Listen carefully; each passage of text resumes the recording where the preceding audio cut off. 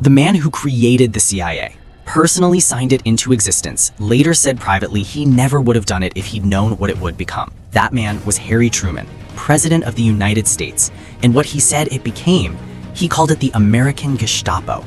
Now think about that for a second. The guy who built it, who chose to build it, who sat in the Oval Office and put his pen to the paper, that man spent the last years of his life warning the public about what he'd created. So the question isn't whether the CIA is powerful. Everyone knows it's powerful. The question is, what was it actually supposed to be, and how did it become something so different that even its own creator turned against it? That story starts not in Washington, not in a boardroom, not in a secret meeting. It starts with a disaster. December 7th, 1941, Pearl Harbor. 2,400 Americans killed in a single morning. 18 ships destroyed or damaged. The Pacific Fleet gutted before most of America had eaten breakfast. Here's what makes it worse. It wasn't just a military failure. Intelligence fragments had come in. Signals existed. There were dots on the table, they just never got connected. Because the Army had its intelligence unit, the Navy had its own, the State Department had its own, the FBI had Hoover. 4 separate operations, all collecting information, none of them talking to each other. Not because they couldn't, because they wouldn't. They were competing, hoarding intelligence like it was leverage, playing turf games while Japan was planning an attack on American soil. Pearl Harbor didn't just kill 2,400 people, it exposed the most dangerous flaw in American national security. The country had no unified intelligence system, none, and the entire government knew it. Something had to be built, fast. Roosevelt picked up the phone and called William Donovan.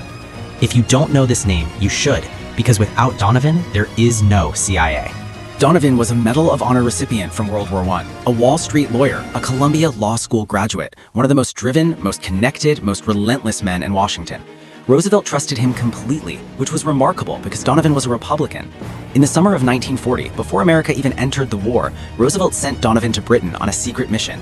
Assess whether Churchill could actually survive against Hitler. Figure out if Britain was worth backing. Churchill knew exactly what was at stake. He gave Donovan access to everything: radar technology, coastal defense systems, the inner workings of MI6, Britain's foreign intelligence service. He introduced Donovan to his top intelligence chiefs personally. Churchill wasn't being generous, he was being strategic. Britain desperately needed America in the war, and Donovan was the man who could make that case to Roosevelt. Donovan came home changed, because what he'd seen in Britain wasn't just technology, it was a system, a coordinated intelligence machine that didn't just collect information, it acted on it. Propaganda, sabotage, agent networks operating behind enemy lines, psychological operations designed to break an enemy from the inside. America had nothing like it, not even close.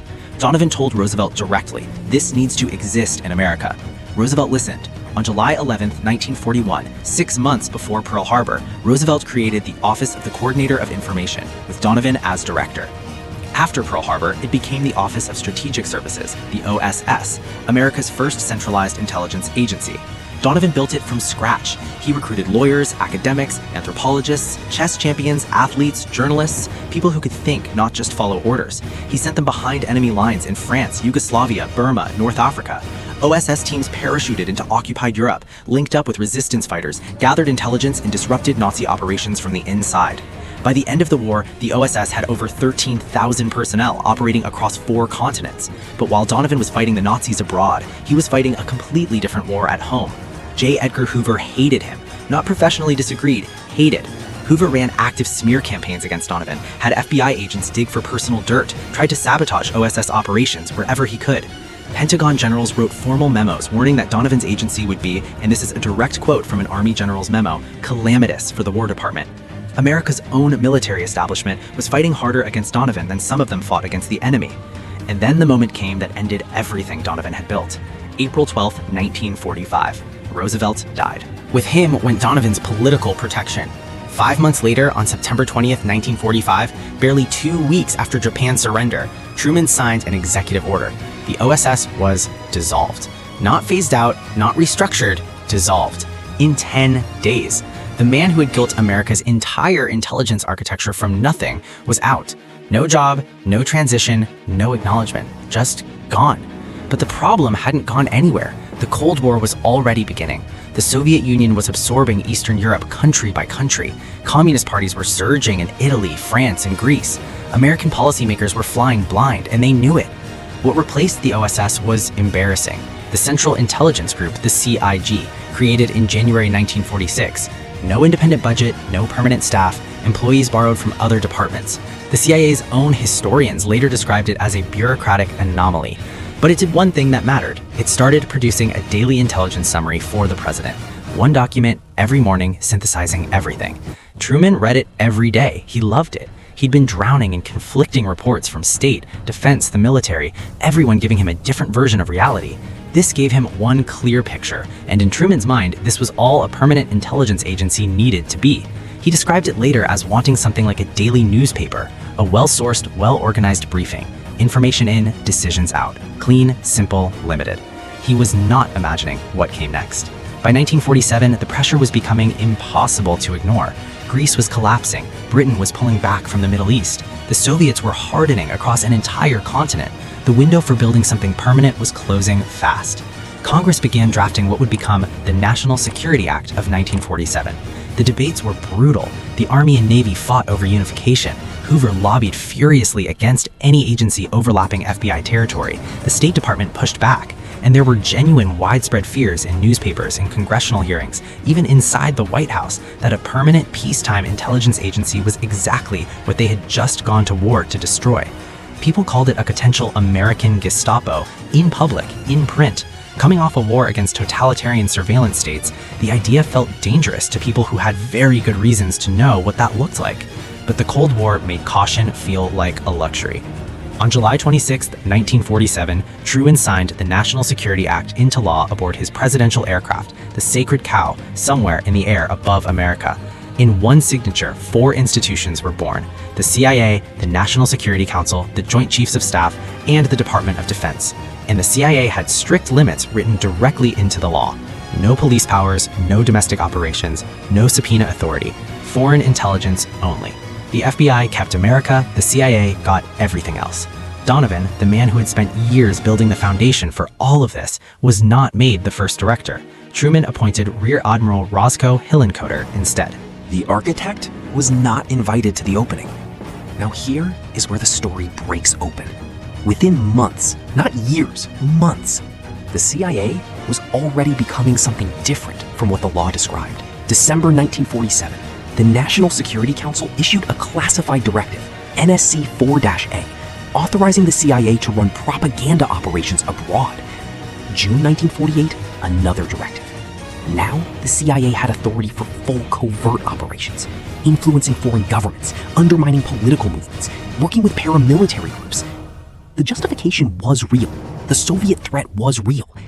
But the language buried inside the 1947 Act, vague, deliberately ambiguous, authorizing such other functions and duties as the NSC might direct, that language became a door that never closed again.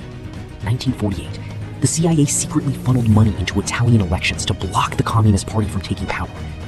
1953, it helped overthrow Iran's elected Prime Minister Mohammad Mossadegh. 1954, another coup. This time in Guatemala. None of that was the daily newspaper Truman said he had in mind. And Truman knew it. On December 22nd, 1963, exactly 1 month after John F. Kennedy was assassinated in Dallas, Truman published an opinion piece in the Washington Post. The headline? Limit CIA role to intelligence. He wrote that the CIA had become an operational and at times a policy-making arm of the government, that it had been pulled away from its original purpose, that its covert operations were casting a shadow over America's identity as a free and open society.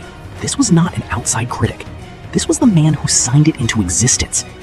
It gets more revealing. Former CIA Director Allen Dulles, then leading the Warren Commission investigating Kennedy's murder, personally traveled to Truman's home in Independence, Missouri, to convince him to publicly retract the article. Truman refused. Think about what that moment tells you. The CIA director, in the middle of investigating a presidential assassination, took time to travel to a former president's home, not to brief him, not to thank him, but to silence him. And the man who built the CIA looked him in the eye and said no.